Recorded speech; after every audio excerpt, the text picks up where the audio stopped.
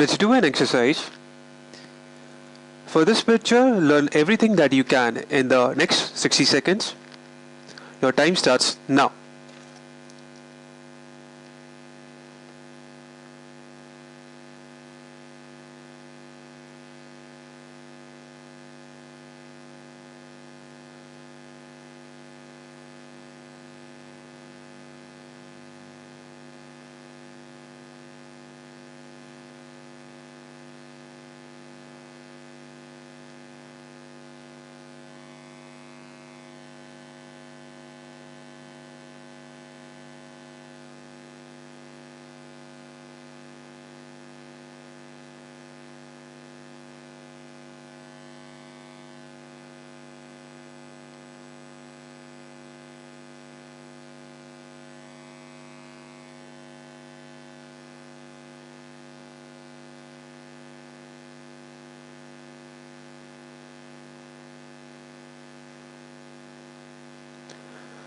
"60 seconds are up.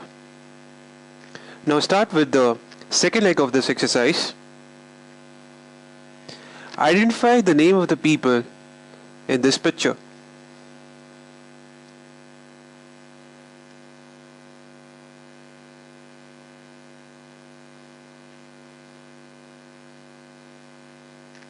I'm sure most of you would have successfully identified the names of the people in the new picture.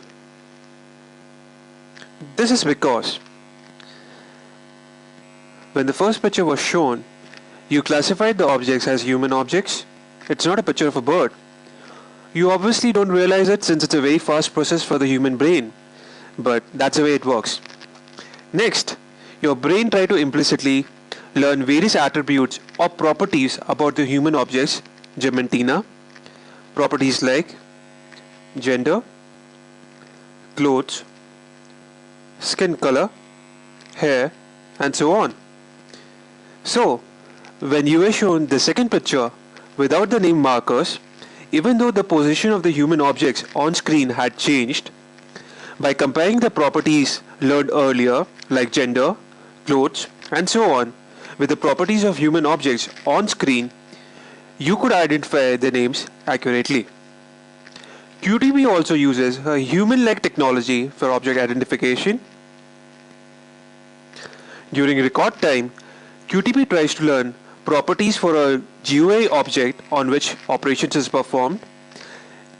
In our example, it will record properties for agent name, password, OK button, and rest of the GUI objects on which operations were performed. During runtime, QTP compares the stored object properties with the actual properties of the objects available on screen and uniquely identifies an object, independent of its location on screen. The stored object together with its properties is called the test object. During runtime, the actual object available in the application under test is called the runtime object. This is QTP's test object model.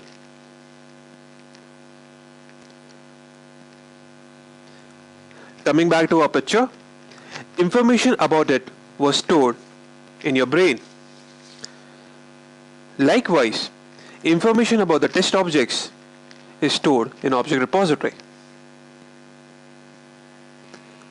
To view the object repository in QTP, click the object repository icon.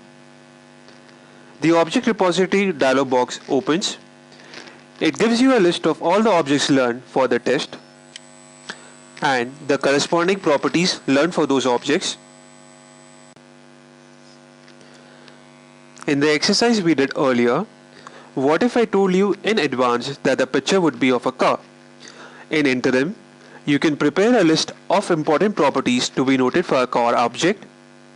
So, when the object is shown to you, you can quickly learn the property values for easy identification later. This is nothing but the concept of add-ins, where you are instructing QTP in advance of the nature of object to be recorded so it can reduce the time required to learn its properties.